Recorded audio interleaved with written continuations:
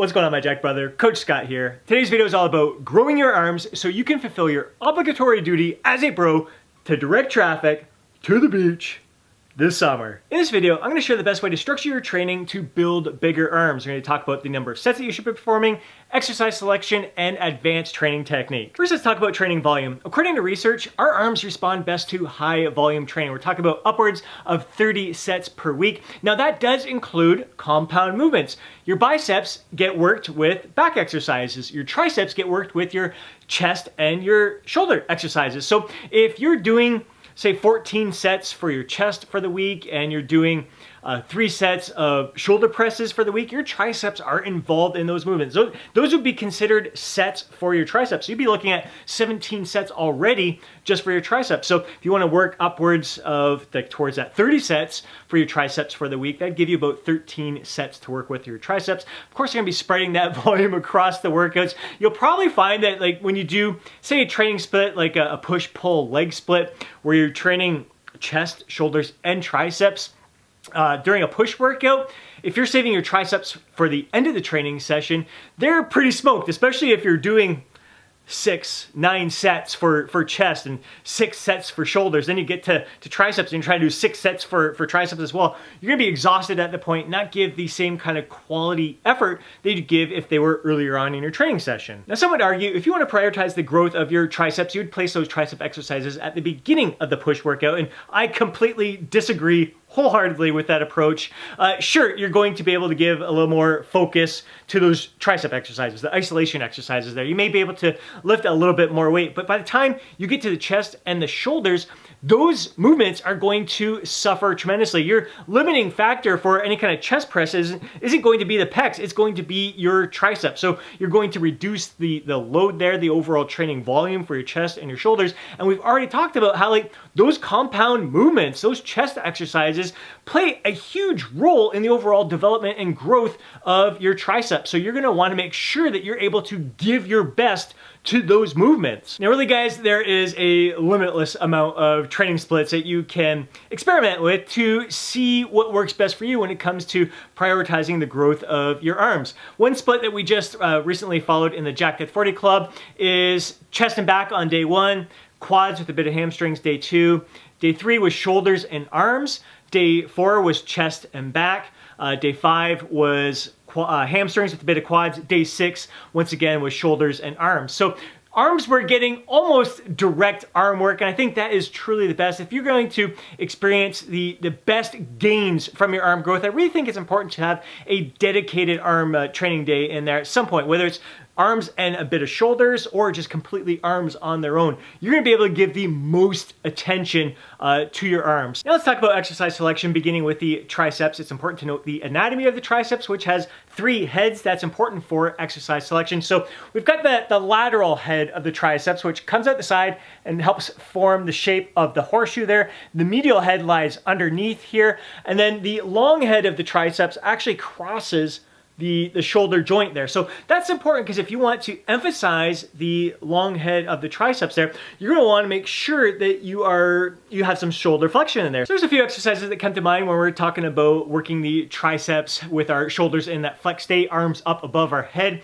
The barbell overhead tricep extension is one of them. Now, this is an exercise long ago was always taught, you want to keep those elbows tucked in, facing forward, but and it was actually almost advised not to flare your elbows out, but that is actually the better position to work your triceps. I prefer to use a cable instead, so it'd be a low pulley cable overhead tricep extension there. So you use the low cable attachment, you can even place it up halfway up there if it's an adjustable cable, halfway up, and then bring your arms up above the head. Just a little bit more comfortable on the wrist, and your wrists are in a more neutral position.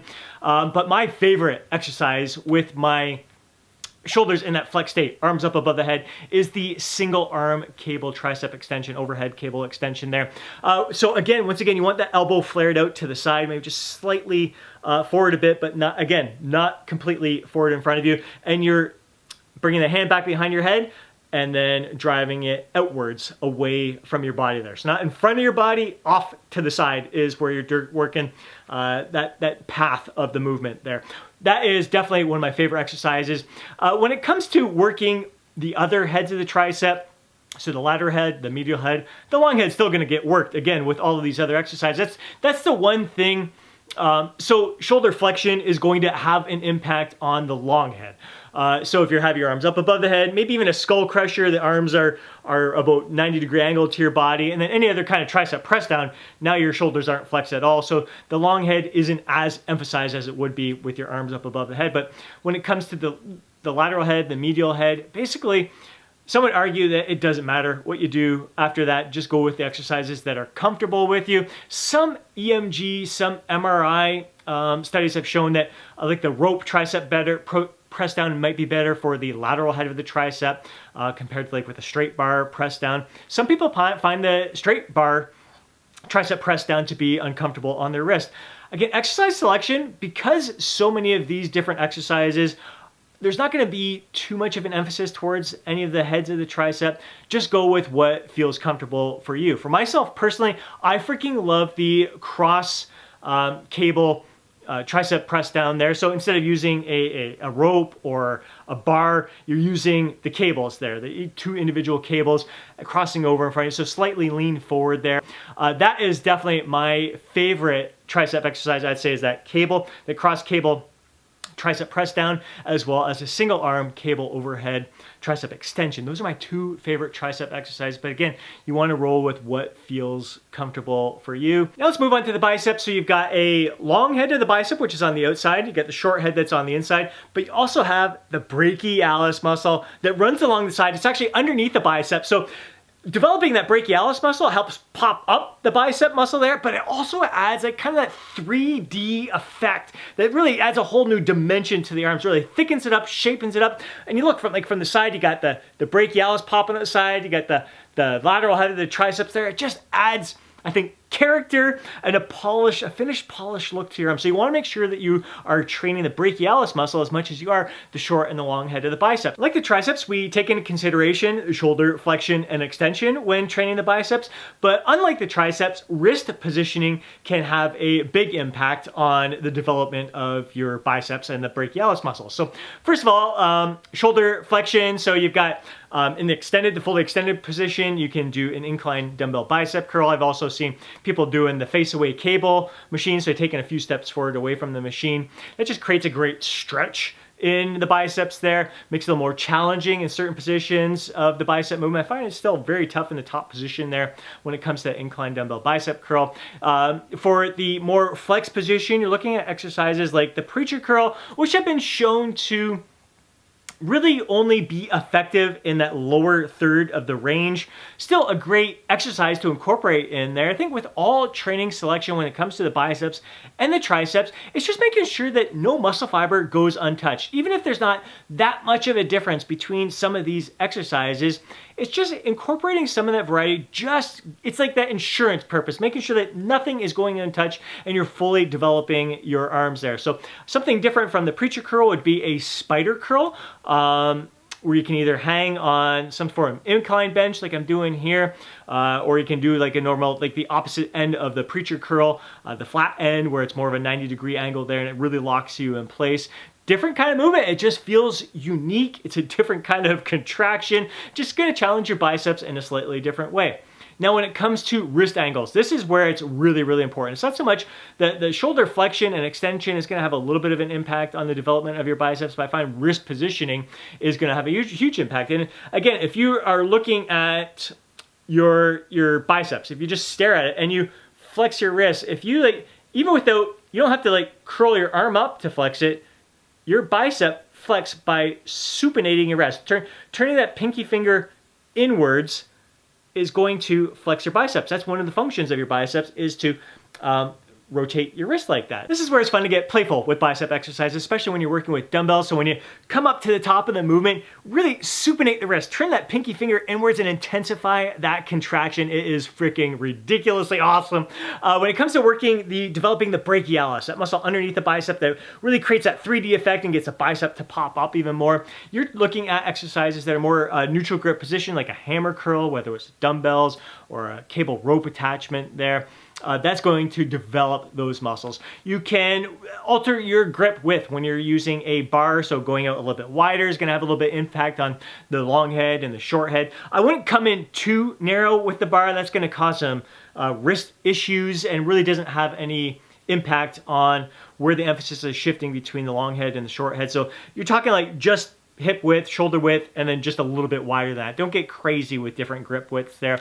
And speaking of the bar, like straight bar there, some people find just the straight bar itself bothers their wrist, so they go with an easy bar, which isn't quite supinated and it's not quite a hammer curl, but it's comfortable on the wrist, and it's gonna, again, contribute to the overall development of your bicep. So working it in different angles there. I like with the cable bicep curls, one of my favorite exercises there, using the easy bar attachment there. For myself personally, I'm one of those guys that the straight bar is just not comfortable for me anymore. So I always go with kind of an easy curl bar grip. I just like the tension and the feel of that cable bicep there, just the tension all the way through. I find I can control it a lot better. It's a lot smoother. I don't know, it's just different. And again, variety is the key. Just challenging your muscles with different resistance paths and just different slight grip angles and shoulder angles and all that stuff can, again, contribute to the overall development of your arms, just making sure that no muscle fiber is going untouched. And because the arms respond so well to high volume training, it is great to work in some advanced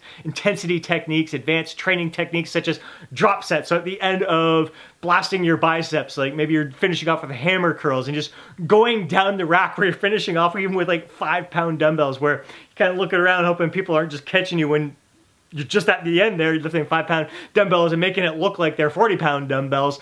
Drop sets are freaking phenomenal. Extended rest pause sets are incredible as well. So you'll finish your set, rest for maybe 5-10 seconds, do as many more reps as you can. Rest for 5-10 seconds, do as many more reps as you can. 5-10 seconds, as many more reps as you can. You can make that as freaking disgusting as possible. Just keep going till you finish off with just a single rep. Maybe keep going till you're just doing partial reps to finish off. Just making sure that you are fully exhausting that muscle, leaving no muscle fiber untouched.